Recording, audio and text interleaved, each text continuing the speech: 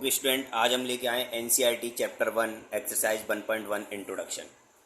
Chapter का नाम है रिलेशन एंड फंक्शन। तो हम इस चैप्टर की बात करेंगे। बहुत अच्छा चैप्टर है, इम्पोर्टेंट चैप्टर है। ठीक है, तो सबसे पहले हम समझते हैं रिलेशन। रिलेशन रिलेशन क्या होता है? रिलेशन फॉर एग्जांपल हम ऐसे भी कह सकते हैं कि रिलेशन, मान लो आपके पास यहाँ कोई एलिमेंट है 1 2 और 1 की कोई इमेज रही है 3, 2 की कोई इमेज रही है 4। मतलब किसी एलिमेंट की कोई इमेज होना एक रिलेशन है। इट मीन्स मैं आपसे कह दूं कि relation from set A to set B, set A to set B in subset of A cross B, ये एक रिलेशन है। क्या है रिलेशन? मतलब R is a subset of A cross B. अगर कोई रिलेशन ए क्रॉस बी का subset है, जो भी आपको गिवन होगा वही क्या होगा? रिलेशन होगा। अभी इसको क्लियर करते हैं कि क्या बोला गया है इस पॉइंट में, क्या नहीं बोला गया है, आपको एकदम क्लियर हो जाएगा। सबसे पहले आपको समझना है ए क्रॉस बी क्या होता है, क्योंकि आपने अगर 11th क्लास में थोड़ा सा भी रिलेशन पढ़ा है तो आपको क्लियर हो जाएगा ये। ठीक है, तो ए क्रॉस बी की अगर हम बात करें तो सबसे पहले मान लीजिए लेट ए कोई हमारे पास सेट है 1 2 और 3, बी हमारे पास कोई सेट है 4 5 6, ये हमारे पास कोई सेट है। अगर हम ए क्रॉस बी निकालते हैं, क्या निकालते हैं? A cross B. Cross B का मतलब है Cartesian product of two set. जो क्रॉस है इसको बोल रहे हैं Cartesian product of two set A और बी का। ठीक है, कैसे? 1 के साथ कौन आएगा? 4, ऑर्डर पेयर में लिखते जाना है। 1 के साथ क्या आएगा? 5, 1 के साथ क्या आएगा? 6, 2 के साथ क्या आएगा? 4, और 2 के साथ क्या आएगा? 5, 2 के साथ क्या आएगा? 6। सिमिलरली 3 के साथ आएगा 4, 3 के साथ आएगा 5, फिर 3 के साथ क्या आएगा? 6। ये हमारे पास क्या आ गया? 1 के साथ तीनों ले लिए हमने, 2 के साथ ले लिए और 3 के साथ ले लिए। इस तरीके से हमने क्या निकाला? Cartesian product of two set, मतलब ए क्रॉस बी। अब मान लीजिए आपके पास कोई रिलेशन देता है ये। सपोज दैट फर्स्ट पॉइंट में मैं कह दूं R1 आपको कोई रिलेशन दे दिया कि a comma b such that a and B both even number for all a belongs to a and b belongs to b। ये कोई आपके पास एक रिलेशन दिया है, उसने गिवन दे दिया आपको। तो आपको क्या करना है? सबसे पहले इस फॉर्म को समझते हैं। या हमारे पास 2 सेट दिए हुए थे, अब इसमें ए और बी लेना, और दोनों कैसे होनी चाहिए? वो इवन होनी चाहिए। तो इसमें देखो 2 के साथ कौन आएगा? 2 के साथ इवन 4 ही आ सकता है, 2 के साथ इवन 6 आ सकता है, और तो कोई आ नहीं सकता। ये हमारे पास एक रिलेशन बन गया भाई। इसमें ये तो ऑड नंबर है, केवल 2 ही इवन है, और इवन इसमें 2 4 और 6 है। इसका मतलब 4 और 6 के साथ हमने ले लिया। अब आपको समझना है, यहाँ पे ध्यान से देखें, जो R1 है वो एक सबसेट है किसका? ए क्रॉस बी का। वो एक सबसेट है ए क्रॉस बी का। अब यहाँ पे बात को समझेंगे, R1 is a subset of A cross B. क्यों लिखा गया है यहाँ पे? देखो 2,4 और 2,6 इसमें आ रहा है। 2,4 और 2,6 दोनों एलिमेंट दिख रहे हैं आपको। इसका मतलब जो ये R1 है वो इसका पार्ट है ए क्रॉस बी का। यही लिखा R1 is a part of A cross B. Subset का मतलब होता है पार्ट ऑफ। तो इट मीन्स ये जो क्या हो गया, एक रिलेशन बन गया। फॉर एग्जाम्पल एक और लेते हैं। अगर हमारे पास कोई रिलेशन दे दिया जाए R2, सपोज आपको पास R2 दे दिया कि a comma b such that a and B both odd number, a belongs to a and b belongs to b. ये दे दिया उसने कोई रिलेशन। तो इसका पहले रोस्टर फॉर्म में कन्वर्ट कर लेते हैं। A and B both are odd number. देखो ऑड ये है 1 के साथ ऑड कितना आएगा? 5। सिमिलरली 3 के साथ ऑड कौन आएगा? 5। तो एक रिलेशन बन गया हमारे पास। अब इस रिलेशन को देखो, क्या ये ए क्रॉस बी में आ रहा है कि नहीं आ रहा? 1,5 ये रहा, 3,5 यहाँ पे है, मिल गया। इसका मतलब R2 एक सबसेट हो गया ए क्रॉस बी का। तो सबसे पहले आपको रिलेशन समझ में आ गया होगा, रिलेशन क्या है। ठीक है ना? रिलेशन क्या है कि किसी एलिमेंट की किसी दूसरे एलिमेंट से कोई इमेज होना। ठीक है, वो एक क्या है? रिलेशन है। ठीक है, सबसे पहले आपको रिलेशन के बारे में समझ में आ गया होगा। अब फाइंड करते हैं कि देखो, अब आपने कहा कि सर आपने अपने द्वारा आपने ले लिए R1 ले लिया, A and B even number, R2 ले लिया, A and B are both odd number, मैं कुछ और भी ले सकता हूँ और भी ले सकता हूँ। तो ऐसे कितने डिफरेंट टाइप के रिलेशन बनाए जा सकते हैं। जैसे अभी तो मैंने 2 रिलेशन बनाए, और कितने डिफरेंट रिलेशन बनाए जा सकते हैं। तो इसके लिए आपको ध्यान रखना है, number of total relation is equals to 2 की पावर m मल्टीप्लाई n। यहाँ पे जो m है वो है हमारे पास number of element of a set, और जो n है वो हमारे पास है number of element b set, ये हमारे पास। अब आप देखें ध्यान से, 2 की power number of a set में कितने एलिमेंट थे, 3 थे, तो इसका मतलब इसकी वैल्यू कितनी आ गई, 3। और नंबर ऑफ बी सेट में भी एलिमेंट कितने थे, 3 थे, तो हम यहाँ पे m की वैल्यू लिख देंगे 3 और n की वैल्यू भी लिख देंगे 3, तो 2 की पावर कितने आ जाएंगे, 9। ये हमारे पास नंबर ऑफ रिलेशन निकल सकते हैं इतने टाइप के, 2 की पावर 9 मतलब 512 आपके रिलेशन निकल सकते हैं जब आपके पास 2 सेट गिवन हो। तो आई होप ये बात एकदम क्लियर होगी कि नंबर ऑफ रिलेशन कैसे निकलेंगे। ठीक है, अब हम बात करेंगे अपने नेक्स्ट पॉइंट की, टाइप्स ऑफ रिलेशन की। सभी अच्छे से इस चैप्टर को समझेंगे तो आपको एकदम क्लियर हो जाएगा। तो चलते हैं अपने नेक्स्ट पॉइंट पर, टाइप्स ऑफ रिलेशन। तो देखते हैं टाइप ऑफ रिलेशन क्या है। तो सबसे पहले हेडिंग डाल लेते हैं, टाइप्स ऑफ रिलेशन। तो कुछ 11th क्लास के भी कराएंगे, कुछ 12th क्लास के मिक्सअप कराएंगे और बात को क्लियर करेंगे। सबसे पहले रिलेशन तो आपको पता लग गया। अब मैं बात करता हूं सबसे पहले फर्स्ट रिलेशन की। मान लीजिए मेरे पास कोई सेट है 1 2 3 4, ठीक है, और मैं यहाँ रिलेशन की बात कर रहा हूं A क्रॉस A की। जो कार्टेशियन प्रोडक्ट ले रहा हूं मैं, 2 सेट नहीं लिए मैंने, एक ही सेट लिया है, A क्रॉस A के नाम से उसको हम जान रहे हैं। तो सबसे पहले A क्रॉस A निकाल लेते हैं। A क्रॉस A के हमारे पास क्या आ जाएगा, 1 का 1 के साथ ही आएगा, 1 का 2 के साथ आएगा, 1 का 3 के साथ आएगा, 1 का 4 के साथ आएगा, 1 का 5 के साथ आएगा, और 5 तो है ही नहीं हमारे पास, 2 का 1 के साथ आएगा, 2 का 2 के साथ आएगा, और 2 का 3 के साथ आएगा, और 2 का 4 के साथ, क्योंकि टोटल एलिमेंट 4 है। इसके बाद क्या आएगा, 3 का 1 के साथ आएगा, 3 का 2 के साथ आएगा, 3 का 3 के साथ आएगा, और 3 का 4 के साथ आएगा, और 4 का 1 के साथ आएगा, 4 का 2 के साथ आएगा, और 4 का 3 के साथ आएगा, और 4 का 4 के साथ आएगा। तो ये हमारे पास A क्रॉस A इसका निकल गया। आई होप ये बात क्लियर होगी। अब हम जो बात कर रहे हैं, सबसे पहला जो हमारा रिलेशन आ रहा है वो आ रहा है नल रिलेशन, जिसको हम एक और नाम दे सकते हैं बॉयड रिलेशन, ठीक है, या फिर एक और बोल सकते हैं एम्पटी रिलेशन। तीनों में से कोई भी बात हम इसको रीड करके पढ़ सकते हैं कि हाँ भाई ये वाली बात इसको बोला जा सकता है। तो सबसे पहले ये होता क्या है, ये जो रिलेशन है ना, ये रिलेशन होगा हमारा फाई। क्या होगा, फाई, मतलब ऐसा कोई रिलेशन ही ना बने।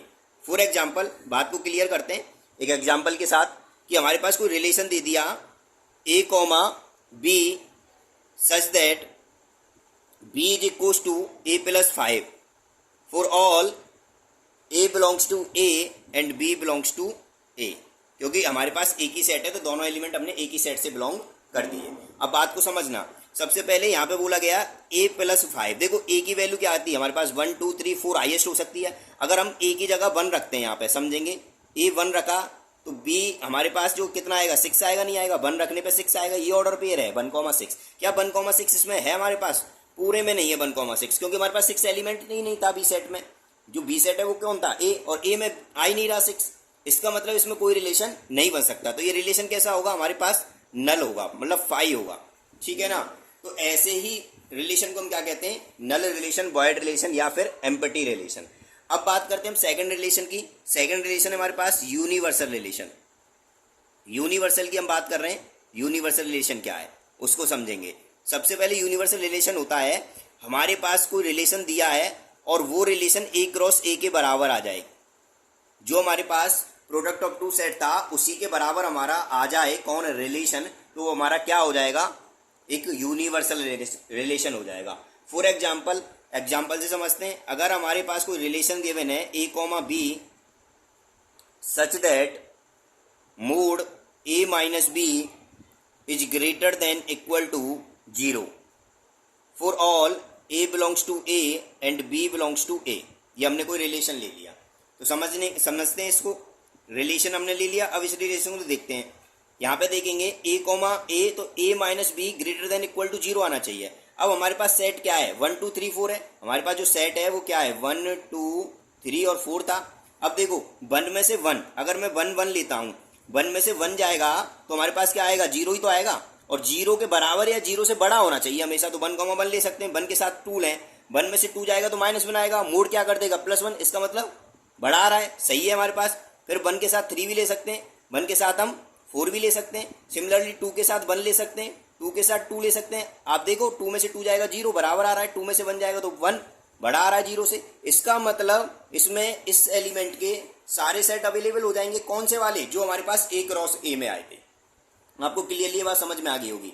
आप सारे रख सकते हैं, 4,1 भी ले सकते हैं, 4,2 भी ले सकते हैं, 4,3 4,4 हम सारे ले सकते हैं। इट मीन्स जो हमारे पास रिलेशन आ रहा है वो दोबारा से कौन लौट के आ गया, A क्रॉस A लौट कर आ गया। इसका मतलब जो हमारे पास कोई रिलेशन A क्रॉस A दे दे, वही कार्टेशियन प्रोडक्ट दे दे, तो वो कैसा रिलेशन होगा, यूनिवर्सल रिलेशन होगा। तो आई होप ये बात एकदम अच्छे से क्लियर होगी।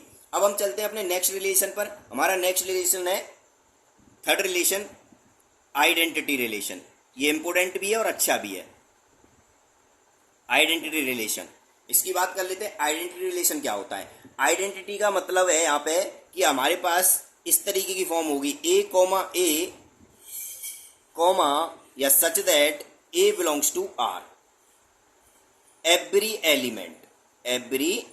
एलिमेंट। मतलब आपके पास कोई सेट है, for example A goes to 1 2, ठीक है। तो इसका कोई रिलेशन बना के दे दिया हमने 1 1 और 2 2। इसका मतलब क्या है, जो एवरी एलिमेंट की जो इमेज है, एवरी एलिमेंट इमेज इटसेल्फ। इस बात को हम ऐसे भी कह सकते हैं।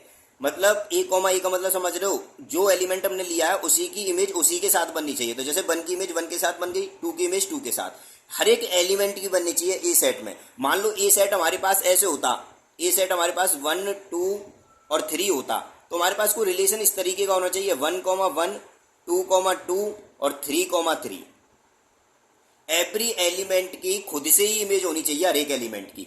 1 की इमेज 1 के साथ, 2 की इमेज 2 के साथ, 3 की 3, जितने इसमें एलिमेंट होंगे इस सेट के अंदर उन सबकी इमेज होनी चाहिए। इसी को हम क्या कहते हैं, आइडेंटिटी रिलेशन कहते हैं। आई होप आइडेंटिटी रिलेशन एकदम क्लियर होगा, ठीक है। अब हम चलते हैं अपने नेक्स्ट रिलेशन की तरफ, और ये हमारे इंपोर्टेंट रिलेशन रहेंगे क्लास 12th में। जो हमारे इंपोर्टेंट रिलेशन है, जिनको हम मेन रिलेशन भी कह सकते हैं। क्या कह सकते हैं, मेन रिलेशन। हमारे जो मेन रिलेशन आ रहे हैं वो क्या है, उनकी बात कर लेते हैं। सबसे पहले हमारे पास मैडिंग डाल लेता हूं, मेन रिलेशन, जिनको हमें ज्यादा से ज्यादा ध्यान देना है, इन पर इनकी हम बात कर रहे हैं। तो फर्स्ट रिलेशन आ रहा है हमारे पास रेफ्लेक्सिव रिलेशन। इसकी हम बात करेंगे, रेफ्लेक्सिव रिलेशन की। तो रेफ्लेक्सिव रिलेशन क्या कहता है, सबसे पहले इसको समझते हैं। ये भी जो आइडेंटिटी रिलेशन है ना, उसी की तरह वर्क कर रहा है, पर थोड़ा सा डिफरेंट क्यों है इसको समझते हैं। ये एक रिलेशन रहेगा हमारे पास कि A such that A belongs to R for every element. क्या अंतर है इसमें, ये अंतर है। मान लो हमारे पास कोई रिलेशन आ गया, R1 को रिलेशन दे दिया 1 1 2 2 3 3, ठीक है। और सेट हम ले लेते हैं, कोई सेट है हमारे पास 1 2 3, ये हमने कोई सेट ले लिया। आई होप ये बात क्लियर होगी।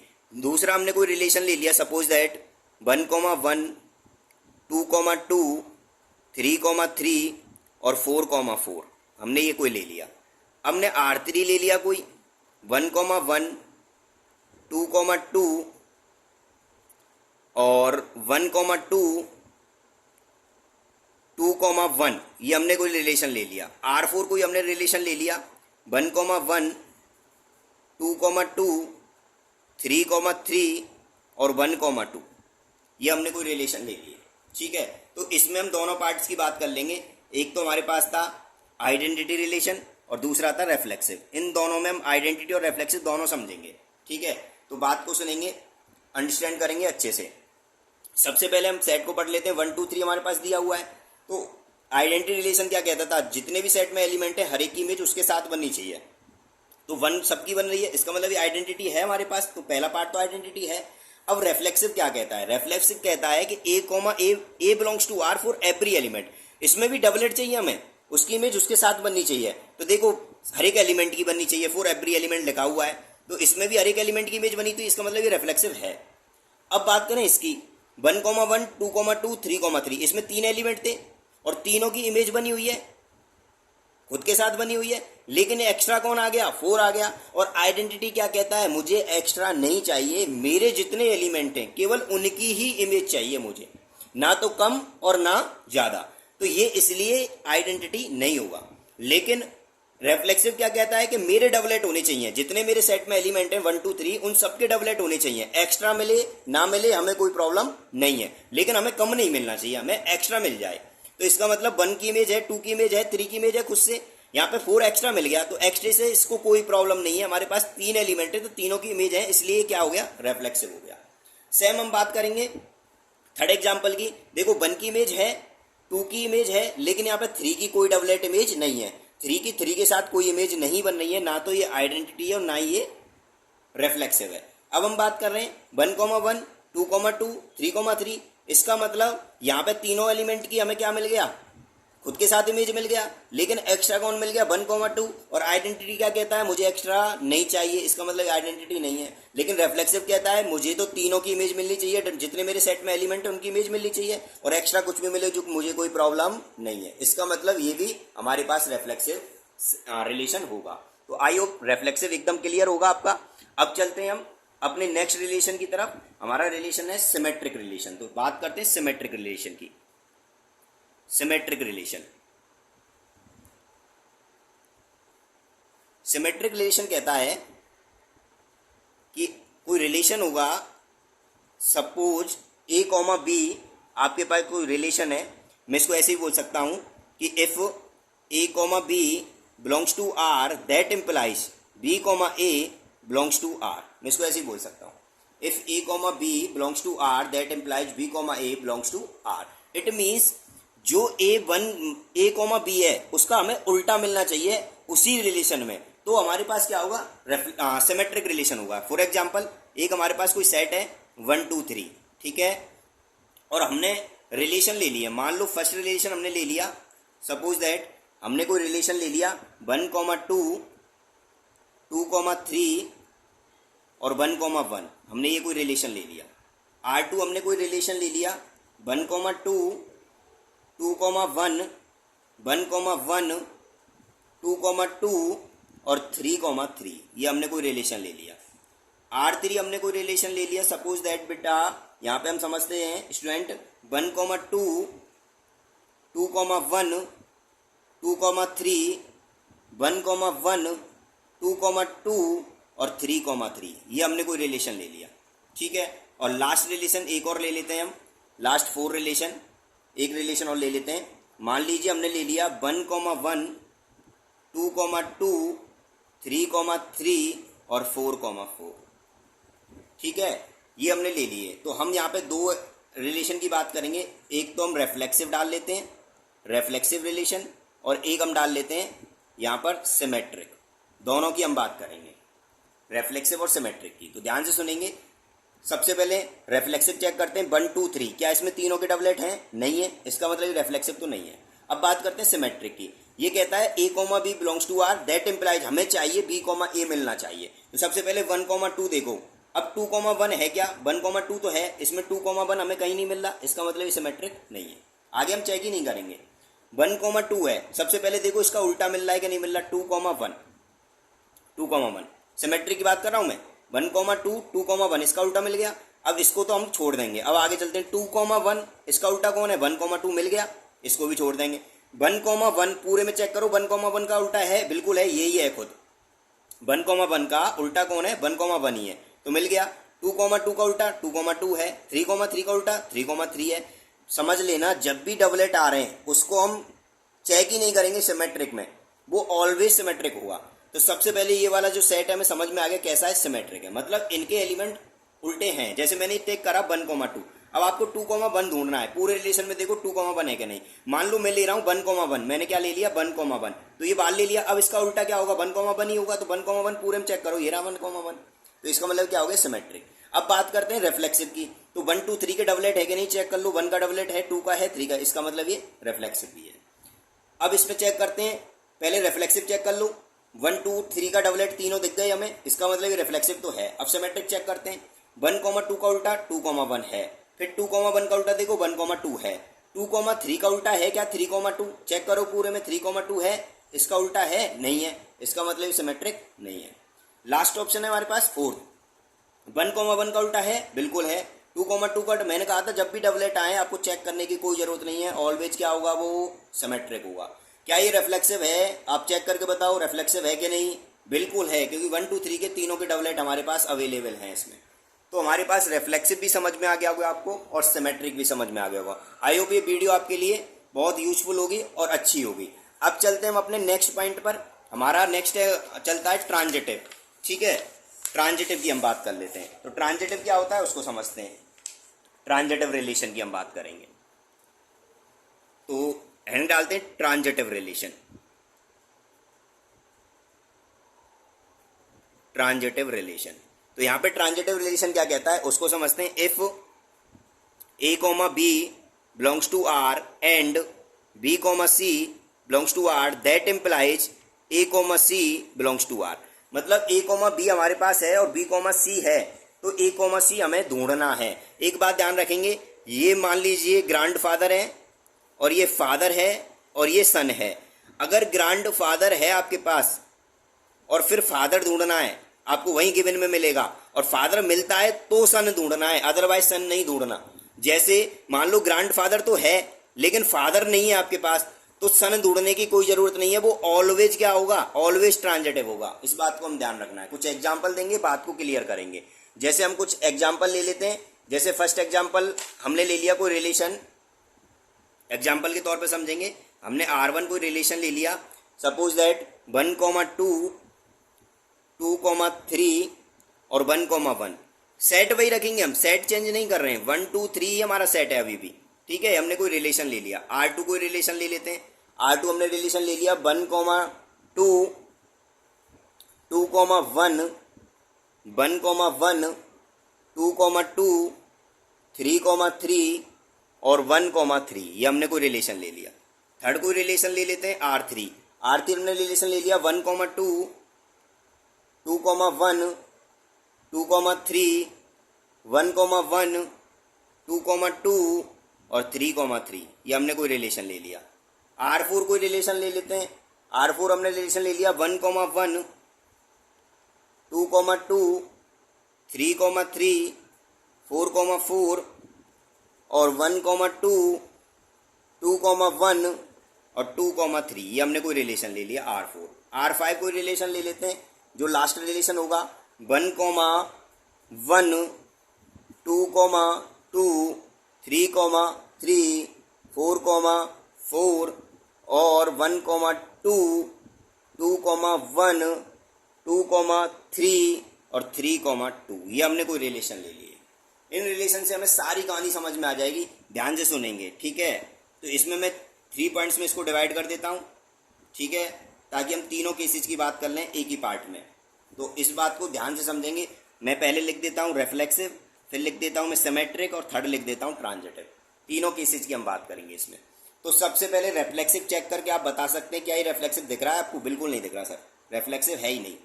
सिमेट्रिक चेक करो 1,2 2,1 है इसमें, इसका उल्टा 1,2 का नहीं है, सिमेट्रिक नहीं है। अब ट्रांजिटिव क्या कहता है, ट्रांजिटिव को समझते हैं। ट्रांजिटिव कहता है A, B हमें चाहिए, B, C हमें चाहिए, तो हमें A, C ढूंढना पड़ेगा। इसका मतलब देखो, अगर 1,2 है तो ये हमारे पास A है, ये हमारे पास B है। अब आपको देखना है A, B हो गया, ये हमारे पास A है और ये B है। अब B से स्टार्ट होने वाला कौन है हमारे पास, 2 से स्टार्ट हो रहा है, ये 3। तो देखो A B B C, ठीक है। तो ये हमें मिल गया, A B मिल गया, B C मिल गया। अब हमें कौन ढूंढना है, A C ढूंढना है। तो 1,2 इसमें पूरे में चेक करो है कि नहीं 1,2, बिल्कुल है सर, ये रहा, ठीक है। देखो A, B है, B, C है, हमें A और C ढूंढना था पहला और लास्ट, तो हमें मिल गया 1,3। हमें क्या ढूंढना था, ए कॉमा सी। दोबारा चेक करेंगे, हाँ दोबारा चेक करेंगे। देखो मान लो ये हमारे पास ए है, ये हमारे पास बी है, तो ये हमारे पास बी है और ये हमारे पास सी है। तो यहाँ पे चेक करो, ए कॉमा सी चाहिए। ए कॉमा सी कौन है, 1 और 3। क्या 1 कॉमा 3 है हमारे पास? इसमें दोबारा चेक करें, 1 कॉमा 3 नहीं है हमारे पास, इसका मतलब ये ट्रांजिटिव नहीं है। आई होप ये बात क्लियर होगी। और समझते हैं, पहले ट्रांजिटिव को समझेंगे, बाद में रिफ्लेक्सिव सिमेट्रिक हम करते रहेंगे। तो देखें 1 कॉमा 2, ए कॉमा बी है, 2 से स्टार्ट होने वाला एक ए रहा हमारे पास, तो इसमें ले लिया, मान लो ये ए है, ये बी है और ये बी है और ये सी है। तो देखो ए बी बी सी ढूंढ गया। अब हमारे पास चाहिए 1 कॉमा 1 चाहिए, ए सी चाहिए। 1 कॉमा 1 पूरे में चेक करो, है ये रहा, ठीक है। तो अभी तक तो ये है। अब इस बात को आगे और समझेंगे। ए कॉमा बी 2 से स्टार्ट होने वाला एक तो ये था, और कौन है 2 से स्टार्ट होने वाला एक, यहाँ पे मिल गया। अब समझो ए कॉमा बी और यहाँ क्या है, बी कॉमा सी मिल गया। तो 1 और 2 चाहिए हमें, पूरे में चेक करो 1 2 है कि नहीं, ये रहा हमारे पास 1 2। इसका मतलब इसका काम खत्म हो गया, ये हमारे पास अभी तक ट्रांजिटिव है। अब इसकी बात करेंगे आप, तो इसमें चेक करेंगे आप ए बी। अब 1 से स्टार्ट कौन हो रहा है, 1 1 स्टार्ट हो रहा है और एक 1 3 स्टार्ट हो रहा है। पहले 1 1 की बात कर लेते हैं। 2 comma 1 1 comma 1 A B B C, तो हमें क्या चाहिए, ए सी चाहिए, ए और सी। तो 2 कॉमा 1 चेक करो पूरे में है क्या नहीं, 2 कॉमा 1 ये रहा है, इसका तो चेक हो गया। अब 2 कॉमा 1 और 1 कॉमा 3 को चेक करो, ए कॉमा बी बी कॉमा सी। तो ए कॉमा सी चाहिए, 2 कॉमा 3 चाहिए, पूरे में चेक करो 2 कॉमा 3 है क्या नहीं, पूरे में 2 कॉमा 3 हमें नजर ही नहीं आ रहा, इसका मतलब ये ट्रांजिटिव नहीं है। जहां पे नजर नहीं आए वहीं हम रोक देंगे, आगे हमें चेक ही नहीं करना, ये ट्रांजिटिव नहीं है सर, बिल्कुल नहीं है। तो इसका मतलब ट्रांजिटिव ये वाला केस नहीं है। क्या ये रिफ्लेक्सिव है? देखो तीनों के डबलेट मिल रहे हैं हमें, तो इसका मतलब रिफ्लेक्सिव तो है सर। सिमेट्रिक चेक करो, 1 कॉमा 2 2 कॉमा 1 है, इसका उल्टा 2 कॉमा 1 का उल्टा 1 कॉमा 2 है। डबलेट के हम चेक ही नहीं करते, होता है। 1 कॉमा 3 का उल्टा 3 कॉमा 1 है क्या, नहीं था, इसलिए ये सिमेट्रिक नहीं है। अब हम बात करेंगे इसकी, इसको ध्यान से सुनेंगे। 1 कॉमा 2 ए कॉमा बी हो गया, 2 से स्टार्ट होने वाला ये है, तो देखो ए बी बी सी, इसका मतलब ए और सी चाहिए। ए और सी कौन है, 1 1, तो 1 1 ये रहा हमारे पास, 2 से स्टार्ट होने वाला ये था। एक दूसरा 2 से स्टार्ट यहाँ है और एक यहाँ है, इनको और चेक करेंगे सी के साथ। 1 कॉमा 2 2 कॉमा 3, मतलब 1 कॉमा 3 चाहिए हमें। 1 कॉमा 3 पूरे में चेक करो, है ही नहीं, इसका मतलब 1 कॉमा 3 नहीं है, तो ये ट्रांजिटिव नहीं है। रिफ्लेक्सिव चेक करो, तीनों के डबलेट हैं सर, रिफ्लेक्सिव तो है। सिमेट्रिक चेक करो, इसका उल्टा ये रहा, इसका उल्टा ये रहा, 2 कॉमा 3 का उल्टा 3 कॉमा 2 है क्या, नहीं है, सिमेट्रिक नहीं है। अगले पे आते हैं हम, अगला चेक करते हैं। 1 कॉमा 1 1 कॉमा 1 और 1 से स्टार्ट होने वाला और कहाँ है, ये रहा। तो देखो ए कॉमा बी बी कॉमा सी, तो हमें क्या चाहिए, ए और सी चाहिए। तो 1 कॉमा 2 चेक करो पूरे में क्या नहीं, ये रहा 1 कॉमा 2। और कोई 1 से स्टार्ट हो रहा था, नहीं हो रहा था, तो हमें इसको चेक करने की जरूरत नहीं है, ठीक है। दूसरी बात मैं आपको फिर बता रहा हूं, जैसे मैंने सिमेट्रिक में कहा था डबलेट को कभी चेक नहीं करना चाहिए, वैसे ही मैं कह रहा हूं ट्रांजिटिव में भी कभी चेक मत करो आप। ट्रांजिटिव ऑलवेज देगा हमें ये डबलेट, ठीक है। तो हम ये तीनों डबलेट को चेक ही नहीं कर रहे, चौथे को भी नहीं कर रहे, हम यहां से चेक करेंगे। अब देखो ए कॉमा बी 2 से स्टार्ट होने वाला यही है, तो ए कॉमा बी बी कॉमा सी, तो 1 कॉमा 1 चाहिए। 1 कॉमा 1 पूरे में चेक करो है क्या नहीं, 1 कॉमा 1 ये रहा, इसका मतलब ये तो वर्किंग कर रहा है। अब देखो 2 से स्टार्ट एक ये भी हो रहा है, a comma B B comma सी, इसका मतलब 1 और 3 चाहिए हमें, पहला और लास्ट का 1 और 3 देखो पूरे में है क्या नहीं, 1 और 3, 1 और 3 नहीं है सर, तो ये ट्रांजिटिव नहीं है। इसका मतलब ट्रांजिटिव तो नहीं है। क्या ये रिफ्लेक्सिव है, बिल्कुल है।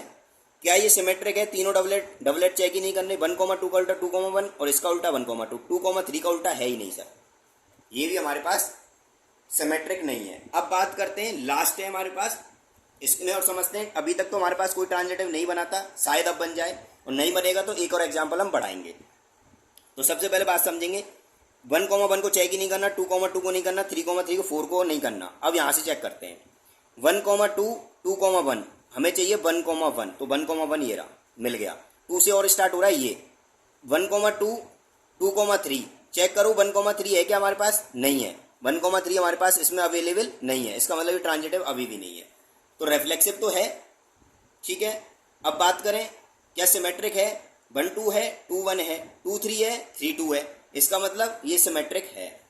अब एक एग्जाम्पल और ले रहे हैं 6, इसमें हमने कोई रिलेशन बनाया 1 कॉमा 1 2 कॉमा 2 3 कॉमा 3 और 4 कॉमा 4, हमने ये रिलेशन ले लिया। देखो सब क्या है, डबलेट है, और जब डबलेट हैं तो ये क्या हो गया, पहले तो रिफ्लेक्सिव हो गया, दूसरी बात सिमेट्रिक भी हो गया। अब देखो डबलेट को मैंने बताया चेक ही नहीं करना, बिल्कुल चेक नहीं करना। और दूसरी बात कैसे नहीं करना, देखो 1,1 है, A,B है, क्या B,C मिलेगा? 1 से कोई स्टार्ट हो रहा है? नहीं हो रहा। मैंने बताया था अगर ग्रैंड फादर है और फादर नहीं मिले तो वो ऑलवेज ट्रांजिटिव होता है। हर केस में यही कहानी चल रही है, इसका मतलब ट्रांजिटिव है। अब हम एक और एग्जाम्पल ले रहे हैं, एक और एग्जाम्पल से समझते हैं। लास्ट एग्जाम्पल है इस वीडियो का। इस ट्रांजिटिव केस में 1,1, 2,2, 3,3, 4,4, 1,2, 2,1, 2,3, 3,2, 1,3, ये हमने एक रिलेशन लिया। इसको और समझते हैं, लास्ट एग्जाम्पल है। ठीक है, तो देखो ये तो डबलेट है हमारे यहाँ से यहाँ तक, ये तो हमें चेक ही नहीं करना। यहाँ से चेक करते हैं 1,2, 2,1, A, B, C, तो AC चाहिए 1, 1 बिल्कुल मिल गया। आगे चेक करते हैं 1, 2, 2 से स्टार्ट हो रहा है, ये रहा 3, तो 1, 2, 2, 3, तो हमें चाहिए 1 और 3, 1, 3 ये रहा हमारे पास है 1, 3। इसका मतलब अभी तक तो वर्किंग कर रहा है। तो 2 से और कोई स्टार्ट हो रहा है, ये रहा 1, 2, 2, 2, इसका मतलब A,B,C, तो हमें चाहिए 1 और 2, 1 और 2 पूरे में ये रहा। तो 1 वाले का केस तो हमें मिल गया, यहाँ तक तो ट्रांजिटिव है। अब चलते हैं आगे 2,1, 1 से स्टार्ट होने वाला कौन है? 1 से स्टार्ट एक तो ये हो रहा है और एक 1 से स्टार्ट ये हो रहा है। तो पहले इसको चेक कर लेते हैं, A,B,B,C, तो A,B, B,C, हमें चाहिए 2,3, 2,3 ये रहा, अभी तक तो है। 2,1, 1,1, हमें चाहिए 2, 1, 2, 1 इसमें है, बिल्कुल है, ये रहा, खुद ही है वो। ठीक है, अब आगे चेक करते हैं 2, 3, 3 से स्टार्ट होने वाला एक ये है और एक ये है, दोनों को चेक करते हैं। A,B,B,C, 2, 2 चाहिए बेटा हमें, 2, 2 दिख गया, ये रहा। इसको चेक कर लेते हैं 2, 3, 3, 3, हमें चाहिए 2, 3, ये 2, 3 ये रहा, तो ये भी ट्रांजिटिव है यहाँ तक। 3, 2 वाले को चेक करते हैं। 3, 2, 2 से स्टार्ट होने वाला कौन है? एक तो ये है और एक ये है, चेक करते हैं 3, 2, 3, 2, और हमारे पास क्या है यहाँ पे 2, 1, तो यहाँ पे देखो 3, 1 चाहिए हमें, 3, 1 पूरे में चेक करो, है ही नहीं, इसका मतलब अब यहाँ मिसिंग हो गया, ये ट्रांजिटिव नहीं है। रेफ्लेक्सिव चेक कर लो आराम से, है। सिमेट्रिक चेक करते हैं, 1, 2 का उल्टा 2, 1 है, 2, 3 का उल्टा 3, 2 है, 1, 3 का उल्टा 3, 1 नहीं था, इसलिए सिमेट्रिक नहीं है। तो आई होप ट्रांजिटिव भी आपका एकदम क्लियर होगा, अच्छे से समझ में आया होगा ट्रांजिटिव का केस क्या है। अब चलते हैं हम नेक्स्ट पॉइंट पे, अपने नेक्स्ट पार्ट पे देखते हैं। नेक्स्ट पार्ट क्या है हमारा, अब हम पढ़ेंगे एंटी सिमेट्रिक। क्या पढ़ेंगे हम? Anti symmetric relation. Anti symmetric relation क्या है इसको और समझते हैं। एंटी सिमेट्रिक होता है आपके पास if A,B belongs to R and B,A belongs to R that implies A is equal to B। इस बात को समझेंगे। एंटी सिमेट्रिक क्या कहता है? एंटी सिमेट्रिक कहता है if A,B belongs to R, B,A belongs to R, A is equal to B। ये जब ही पॉसिबल है जब A और B तो R से तो बिलोंग करने चाहिए, लेकिन शर्त क्या है कि A और B बराबर होने चाहिए। जैसे फॉर एग्जाम्पल आपके पास कोई रिलेशन आ गया 1, 1, 2, 2 और 3, 3 कोई रिलेशन आ गया, ठीक है। तो देखो यहाँ पे A,B है, B,A चाहिए, तो 1,1 का उल्टा 1,1 ही होगा, 2,2 का उल्टा 2,2 होगा, 3,3 का उल्टा 3,3 होगा। यहाँ पे हमें दिख गया A के एलिमेंट जो है वो B के बराबर ही तो आ रहे हैं। इसका मतलब ये कैसा हो गया? एंटी सिमेट्रिक हो गया, एंटी सिमेट्रिक हो गया। मान लीजिए एक और एग्जांपल हम लें, 1,1, 1,2 और 2,1 ले लिया हमने। तो देखो 1,1 का उल्टा 1,1 है, ठीक है, 1,2 का उल्टा 2,1 है, बिल्कुल है। तो इसका मतलब ये A है, ये B है, और ये B है और ये A है। तो लेकिन उसमें शर्त क्या थी कि A बराबर B होना चाहिए, लेकिन A और B बराबर नहीं है, 1 के बराबर 2 थोड़ी ना होता है। इसका मतलब ये एंटी सिमेट्रिक नहीं है। सिमेट्रिक तो है, सिमेट्रिक तो है, लेकिन एंटी सिमेट्रिक नहीं है, ये एंटी सिमेट्रिक नहीं है। तो ये बात आपको समझ में आ गई होगी, एंटी सिमेट्रिक क्या कहता है और सिमेट्रिक क्या कहता है। अब एक बात और समझते हैं, एंटी सिमेट्रिक सिमेट्रिक के बाद inverse of the relation, inverse of the relation, इसको और समझते हैं। इस वाले पार्ट को ये क्या कहता है? तो सबसे पहले it is denoted by, it is denoted by, denoted by are inverse, ऐसे हम इसको रिप्रेजेंट करेंगे तो समझेंगे। फॉर एग्जाम्पल आपके पास कोई रिलेशन है 1,1, 2,2, 3,3, 1,2 और 2,1, ये हमारे पास कोई रिलेशन है, ठीक है। तो हम इसका आर इनवर्स करते हैं। आर इनवर्स सिंपल भाषा कहता है कि जो ए था उसको चेंज कर देना बी में, और बी जो था उसको चेंज कर देना है ए में, ये कहता है। मतलब इसका उल्टा कर देना है। 1,1 का उल्टा 1,1 ही होगा, 2,2 का 2,2 होगा, 3,3 का 3,3 होगा। इसका उल्टा क्या हो जाएगा, 2,1 हो जाएगा। इसका उल्टा क्या हो जाएगा, 1,2 हो जाएगा। हो जाएगा नहीं हो जाएगा। तो ये क्या हमारे पास इनवर्स रिलेशन है। और लास्ट थिंग क्या समझनी है, अगर आर कोई रिलेशन है और वो आर इनवर्स के बराबर आ जाए तो वो ऑलवेज सिमेट्रिक होगा। ऑलवेज क्या होगा, सिमेट्रिक होगा। आप चेक कर सकते हो, ये जो रिलेशन है ये इसके इक्वल आ गया। जब ये चेक कर लो, ये जो रिलेशन है ये इसके इक्वल आ गया, इसका मतलब क्या हो गया, सिमेट्रिक रिलेशन हो गया। ये ऑलवेज सिमेट्रिक होगा। तो आई होप ये बात बिल्कुल क्लियर होगी। Anti symmetric, inverse of relation, symmetric relation, reflexive relation, transitive relation, सबके हमारे इक्वल होंगे और कंडीशन समझ में आ गई होंगी। अब हम चलते हैं अपने नेक्स्ट पार्ट पर। तो नेक्स्ट आ रहा है हमारा इक्विवेलेंस रिलेशन। अब हम बात करेंगे इक्विवेलेंस रिलेशन की। ये क्या होता है इसको समझते हैं। इक्विवेलेंस रिलेशन क्या होता है। इक्विवेलेंस रिलेशन होता है कि हमारे पास अगर कोई रिलेशन, एक तो रिफ्लेक्सिव, दूसरा सिमेट्रिक और थर्ड ट्रांजिटिव, अगर हमारे पास ये तीनों रिलेशन अवेलेबल हैं किसी रिलेशन में, तो ऐसा रिलेशन क्या कहलाएगा, हमारे पास इक्विवेलेंस रिलेशन कहलाएगा। फॉर एग्जाम्पल बात को समझेंगे। जैसे हमारे पास कोई रिलेशन आ गया 1,1, 2,2, 3,3 और 4,4। सेट हमारे पास गिवन है 1, 2, 3। तो इसमें समझें, सबसे पहले आप ये चेक करो ये रेफ्लेक्सिव है कि नहीं। रेफ्लेक्सिव बिल्कुल है सर। क्या ये सिमेट्रिक है, बिल्कुल है। क्या ये ट्रांजिटिव है, बिल्कुल है। जब भी सब डबलेट आते हैं वो हमेशा तीनों ही रिलेशन होते हैं। तो ऐसा रिलेशन क्या कहला रहा है, हमारा इक्विवेलेंस रिलेशन कहला रहा है। इक्विवेलेंस रिलेशन कहला रहा है। तो आई होप इक्विवेलेंस आपको क्लियर होगा। इक्विवेलेंस क्या है, जिसमें तीनों रिलेशन वर्क कर रहे हो वो हमारा क्या होता है, इक्विवेलेंस रिलेशन होता है। अब हम जो बात करने जा रहे हैं वो नेक्स्ट रिलेशन की बात कर रहे हैं कि नेक्स्ट रिलेशन हमारे पास क्या होगा, हमारे पास होगा पार्शियल ऑर्डर रिलेशन। हमारे पास एक और रिलेशन होता है पार्शियल ऑर्डर रिलेशन। इसकी हम बात कर रहे हैं। पार्शियल ऑर्डर रिलेशन क्या कहता है, ये कहता है जिसमें तो होता था रेफ्लेक्सिव, सिमेट्रिक और ट्रांजिटिव, लेकिन ये थोड़ा सा बदल जाता है। ये कहता है मेरे पास रेफ्लेक्सिव होना चाहिए, मेरे पास एंटी सिमेट्रिक होना चाहिए और मेरे पास ट्रांजिटिव होना चाहिए। अगर मेरे पास ये तीन रिलेशन हैं, मेरे पास ये तीन रिलेशन है, तो ऐसा रिलेशन क्या कहलाएगा, पार्शियल ऑर्डर रिलेशन कहलाएगा। आई होप ये बात क्लियर होगी पार्शियल ऑर्डर रिलेशन की। अब हम बात करते हैं अगले नेक्स्ट पॉइंट में, हम बात करेंगे इक्विवेलेंस क्लास की। इक्विवेलेंस क्लास, इसमें इक्विवेलेंस क्लास की हम बात करने जा रहे हैं। इक्विवेलेंस क्लास क्या होता है, इक्विवेलेंस क्लास होता है, इसका मीन्स होता है कि कोई रिलेशन है जिसमें जो इमेज बनती हैं। फॉर एग्जाम्पल हमारे पास कोई रिलेशन है 1,1, 2,2, 3,3 और 1,2, हमने ये ले लिया। तो आप यहाँ पे देखेंगे कि अगर हम 1 की इक्विवेलेंस क्लास की बात करें, इक्विवेलेंस क्लास को इससे रिप्रेजेंट करेंगे, बॉक्स 1 से ऐसे रिप्रेजेंट करेंगे इसको, इक्विवेलेंस क्लास। अब इसमें इक्विवेलेंस की क्लास जो 1 की क्लास है वो पूछेगा हमसे 1 की बताइए, 2 की, 3 की, तो हम 1 की बात कर रहे हैं। 1 की देखो 1 के साथ किसकी इमेज है, 1 की इमेज है, और 1 के साथ किसकी इमेज है, 2 की। तो इसकी दो इक्विवेलेंस क्लास है 1 और 2। ऐसी अगर हम 2 की इक्विवेलेंस क्लास की बात करें तो 2 की इक्विवेलेंस क्लास कौन है, 2 की केवल 2 ही है। 3 की इक्विवेलेंस क्लास की बात करें तो 3 की इक्विवेलेंस क्लास कौन है, आपको दिख रही होगी 3 खुद है और तो कोई नहीं है। तो इक्विवेलेंस क्लास भी आपको क्लियर हो गई होगी क्या होती है इक्विवेलेंस क्लास। ठीक है, अब समझते हैं हम। नेक्स्ट पार्ट हमारा आता है पार्टीशंस। क्या आता है, पार्टीशंस क्या होता है, पार्टीशंस को समझते हैं। पार्टीशन क्या है, पार्टीशन होता है कि हमारे पास कोई डिफरेंट क्लास हैं, different class are called partition.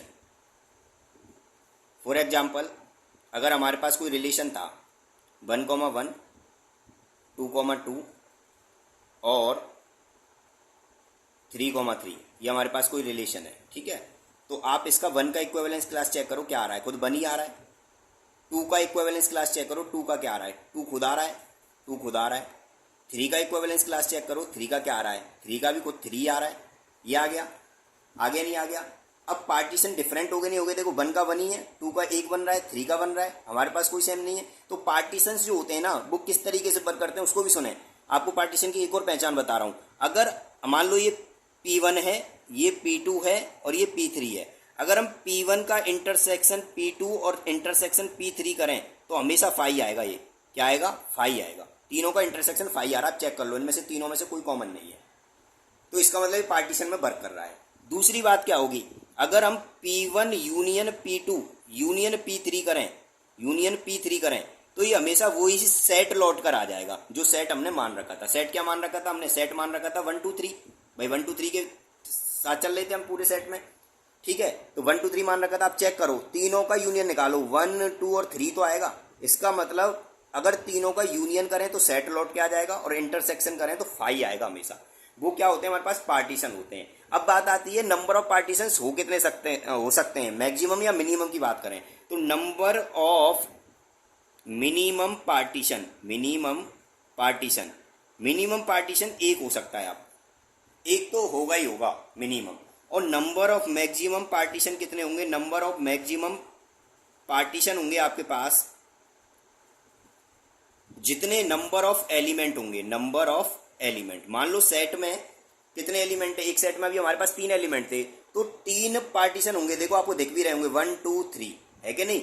इस केस में देखो 3 एलिमेंट थे मेरे पास, 1 2 3, 3 पार्टीशन बने नहीं बने? तो मैक्सिमम जितने एलिमेंट होंगे उतने ही पार्टीशन बनेंगे, लेकिन मिनिमम केवल एक बन सकता है, उससे कम नहीं हो सकते, ठीक है। बन तो बनना ही बनना है।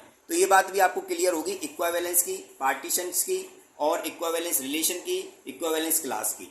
अब हम लास्ट टॉपिक रह गया हमारा, उस टॉपिक की बात कर लेते हैं जिसमें हम नंबर ऑफ रिलेशंस की बात करेंगे। तो चलते हैं हम नंबर ऑफ रिलेशंस पे समझते हैं क्या है number of relations. Her type के हम नंबर ऑफ रिलेशन को फाइंड करेंगे। जैसे हमने नंबर ऑफ रिलेशन तो आपको बता दिए क्या होता है फॉर्मूला।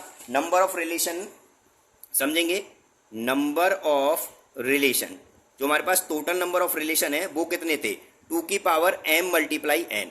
अगर हमारे पास मैंने कह दूं यहाँ पे कि मेरे पास ना इस बार सेट एक ही रहेगा, ए क्रॉस ए से ही बिलोंग करना है हमें, ठीक है, मतलब केवल एक सेट गिवन है, तो इसका मतलब जो number of total number of relation आएंगे, टोटल नंबर ऑफ रिलेशन आएंगे वो क्या हो जाएंगे? 2 की पावर n मल्टीप्लाई n हो जाएंगे। इसमें भी n एलिमेंट है और इसमें भी n एलिमेंट है क्योंकि बराबर ही तो है दोनों, तो 2 की पावर n, इसी में से तोड़ा है मैंने, m को भी n मान लिया है, n है ही है। तो आपको समझ में आ गया नंबर ऑफ रिलेशन। अब हम बात कर रहे हैं हमारा नंबर ऑफ रेफ्लेक्सिव रिलेशन की। किसकी बात कर रहे हैं? Number of reflexive relation. Number of reflexive relation कितने होंगे? ये हमारे पास होंगे 2 की power n square minus n।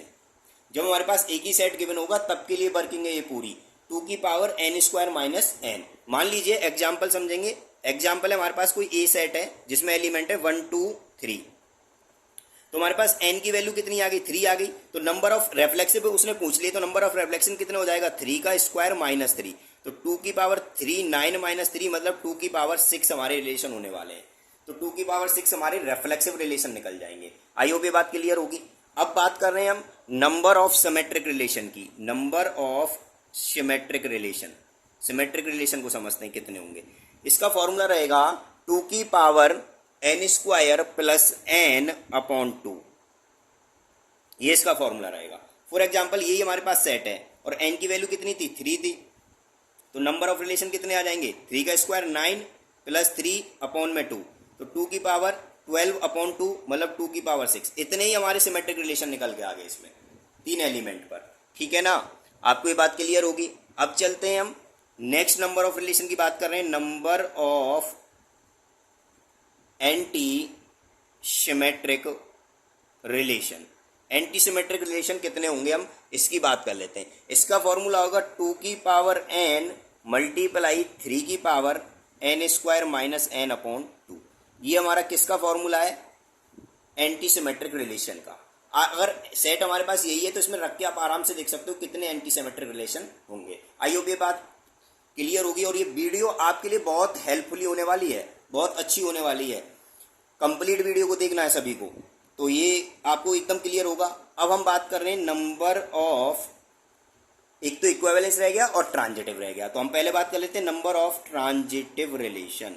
Transitive relation आपको मैं बता दूं इसका कोई फॉर्मूला नहीं होता और आईआईटी में ये ज़्यादातर पूछी जाती हैं, ठीक है। सीबीएसई बोर्ड के अंदर कम पूछी जाती हैं, लेकिन आईआईटी लेवल में ये यूजफुल हैं और हेल्पफुल हैं।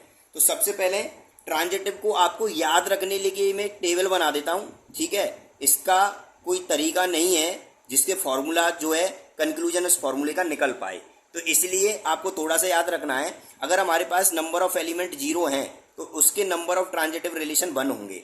अगर हमारे पास नंबर ऑफ रिलेशन 1 है तो इसके ट्रांजिटिव रिलेशन 2 होंगे। अगर हमारे पास 2 एलिमेंट हैं तो इसके ट्रांजिटिव रिलेशन 13 होंगे। और आपके पास अगर 3 हैं तो आपके ट्रांजिटिव रिलेशन 171 होंगे।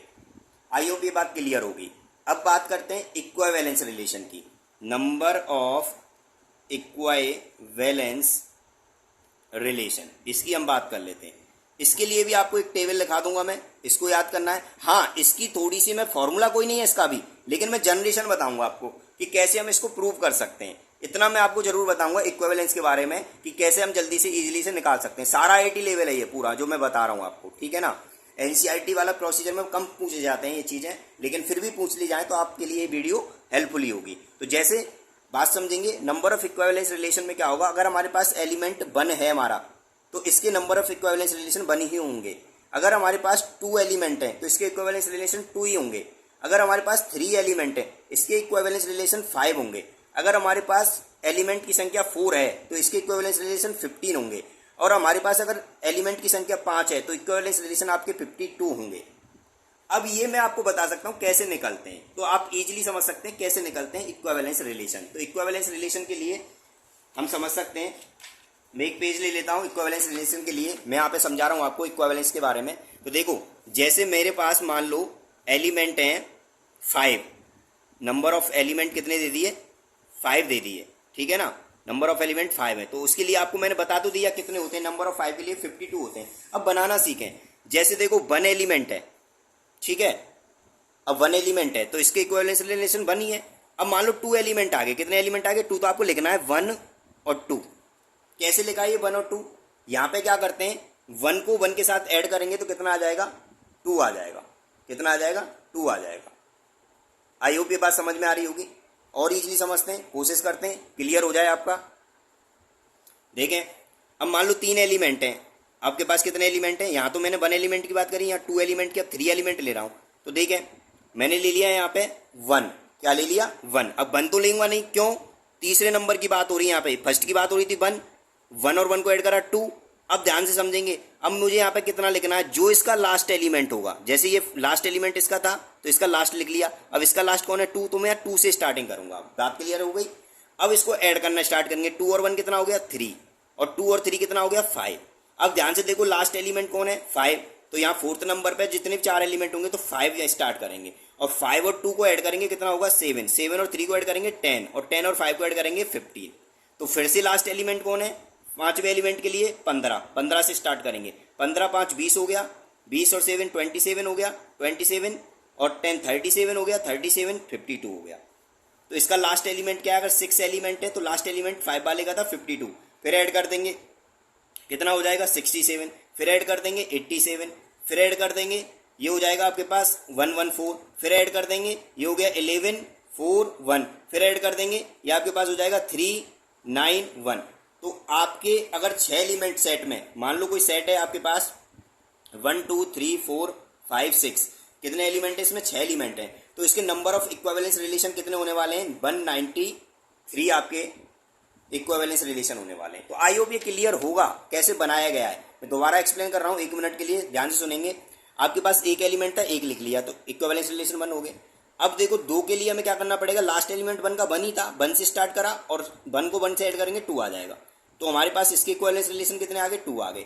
अब इसमें चेक करो हमारे लास्ट एलिमेंट कौन है, 2, तो थर्ड के लिए हम 2 पहला एलिमेंट हो गया, उसके बाद इसको ऐड करेंगे 2 और 1 3, और 3 और 2 5, तो हमारे पास टोटल इक्विवेलेंस रिलेशन कितने आ गए, 5 आ गए। तो आई होप ये बात क्लियर होगी। ये वीडियो आपके लिए बहुत हेल्पफुल होगी। मैं समझता हूँ आपको ये पूरा केस समझ में आया होगा। और ये हमारा इंट्रोडक्शन 1.1 का कंप्लीट हो गया है, और नेक्स्ट वीडियो हम आपको 1.1 एक्सरसाइज कंप्लीट कराएंगे। इस वीडियो में इतना ही, एंड थैंक यू।